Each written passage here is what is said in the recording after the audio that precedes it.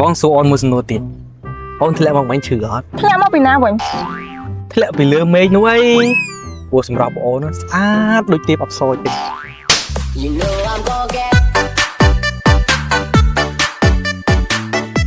ូលថ្ងៃនេះដូចស្ងាត់ស្អីស្អាតជិះកាត់នៅឈឹងប្រយពងចាំមើលថារញ៉ែមួយថាជូរមាត់ហ្នឹងខណ្ឌយូរនេះអើយចាំមើលតិចទៀតមើលគីឡូមានស្អីស្អាតជិះមកចាំមើលអូនោះមកនោះអូយ៉ាអុយមកដល់លួដប់មក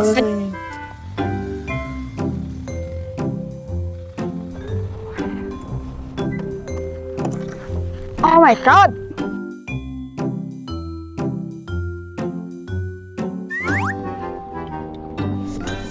ជិះអូយស្អាតជួយម៉ៃ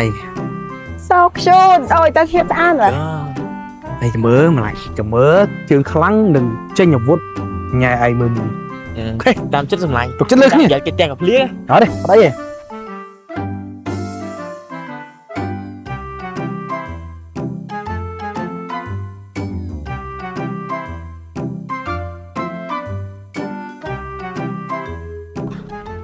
សួស្ដីអូនស្អាតណាស់បងមានជំពាក់លុយអូនអត់ ចាជពាក់លុយស្អីខ្ញុំមិនដែលស្គាល់បងផង បើអត់ជំពាក់អញ្ចឹងមិនក៏អូនរឹបអូសបេះដូងបងបាត់អញ្ចឹងបាត់ឡើងឈឹងហ្មង ខ្ញុំគិតថាបេះដូងពូខ្ញុំបាត់តាណាទេប្រហែលជាធ្លាក់ចូលក្បាលពូដងឡើងធំ ចុះភ្លាវបាត់ហើយអានេះអើយ